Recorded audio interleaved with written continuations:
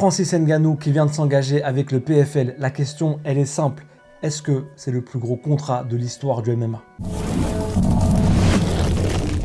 Mais déjà, rappelez-vous, au mois de janvier sur Laser MMA, on avait capté le petit message subliminal de Francis qui affichait sa mère avec un t-shirt du PFL sur Instagram. Le dernier combat de Francis Ngannou à l'UFC, c'était contre Cyril Gane à l'UFC 270. Un an après ce combat, et sans avoir combattu entre-temps, Ngannou il annonçait qu'il n'avait pas réussi à trouver d'accord avec l'UFC pour continuer l'aventure. Et selon Dana White, le patron de l'UFC, c'était pas faute d'avoir essayé de trouver un accord et d'avoir mis le paquet. D'ailleurs, Dana White il avait déclaré qu'ils avaient proposé à Francis un contrat qui aurait fait de lui le poids lourd le mieux payé de l'histoire des poids lourds de l'UFC. We offered Francis a deal that would have made him the highest paid heavyweight in the history of the company. More than Lesnar, more than anybody. And he turned the deal down. Francis, il a refusé l'offre de l'UFC parce qu'il a dit que c'était pas seulement une question financière et qu'il y avait d'autres enjeux derrière. Mais avant d'entrer dans le détail de son nouveau contrat au PFL, on va analyser un peu les différentes offres que Francis a reçues ou n'a pas reçues parce qu'il y a beaucoup de mythos par les autres organisations. On commence par le Bellator. Le Bellator, ça va aller vite. Francis, il a déclaré qu'il n'avait jamais reçu d'offre ou même fait de réelles négociations avec le Bellator. On passe au BKFC, l'organisation de Barnacle. Le boss du BKFC, Feldman, il avait très vite fait part de son intérêt pour signer Francis Ngannou. Mais très vite aussi, il a dit que c'était impossible à faire et que les sommes demandées par Francis étaient surréalistes. Ngannou a profité de son interview dans l'émission de Ariel Helwani pour démentir ses propos.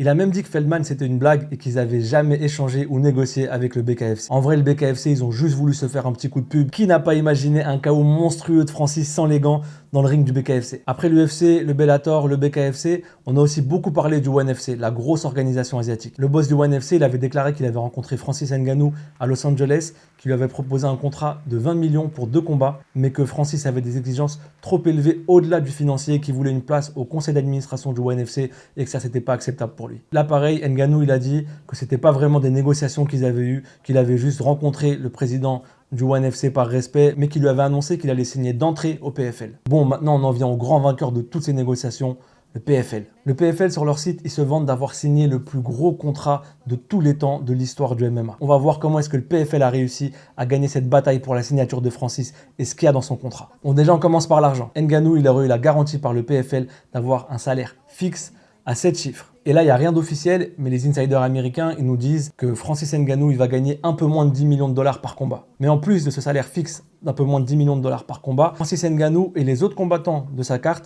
vont se partager la moitié des revenus pay-per-view générés par l'événement. Ensuite, on parle toujours d'argent. Il y a une autre somme qui est incroyable, c'est les 2 millions de dollars garantis pour les adversaires de Francis Ngannou. Maintenant, le contrat. On n'a pas vraiment d'infos sur la durée du contrat, on ne sait pas si c'est 2 ou 3 combats. Ce qu'on sait en revanche, c'est que Francis, il est engagé exclusivement avec le PFL pour tout ce qui concerne les combats de MMA. Donc, pour les combats de boxe anglaise qui intéressent énormément Francis Ngannou, il est libre de les faire avec le promoteur de son choix. Mais en plus des conditions financières et de cette liberté d'aller en boxe anglaise, là où Francis Ngannou frappe fort, c'est sur les autres conditions du contrat. Alors d'abord, Francis Ngannou, il va devenir membre du Global Advisory Board. En gros, Ngannou sera en charge, avec les autres membres du board du PFL, de superviser les choix stratégiques de l'organisation, notamment les conditions de rémunération, de protection des combattants. Donc là, il passe de simple combattant à un membre de la direction de l'organisation. Et la dernière dinguerie de ce contrat historique, c'est que Francis Ngannou, il va devenir président du PFL Africa et actionnaire minoritaire de l'organisation. Quand tu vois le potentiel de l'Afrique et toutes les grosses organisations, dont l'UFC, qui veulent s'implanter en Afrique,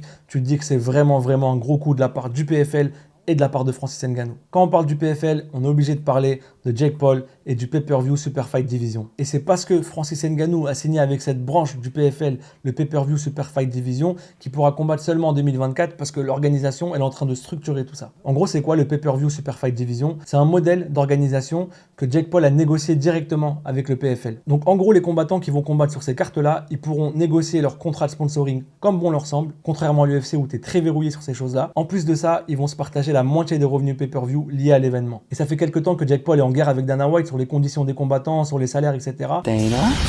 Jake? Dana? Jake? Dana? Jake?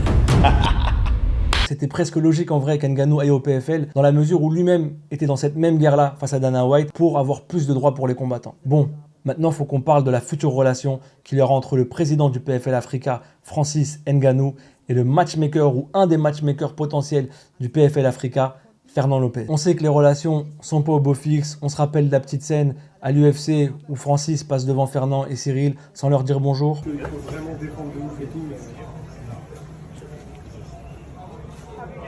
Du coup, ça va être intéressant de voir comment cette collaboration entre Francis Ngannou et Fernand Lopez elle va se passer et surtout si elle va vraiment avoir lieu. Maintenant, la question qu'on se pose, c'est qui va être le prochain adversaire de Francis Ngannou au PFL. En vrai, je m'inquiète pas trop pour les match-ups. Je suis sûr qu'on va avoir des gros combats avec les 2 millions de dollars garantis minimum aux adversaires de Francis. C'est sûr qu'ils vont se bousculer. D'ailleurs, il y en a plein qui ont commencé à le call-out et même Fabricio Werdum qui a essayé d'obtenir un combat.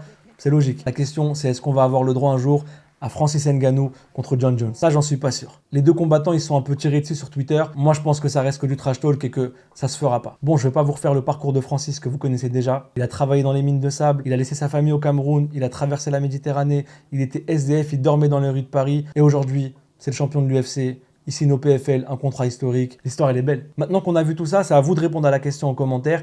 Est-ce que pour vous, le contrat de Francis Ngannou au PFL, c'est le plus gros contrat de l'histoire du MMA?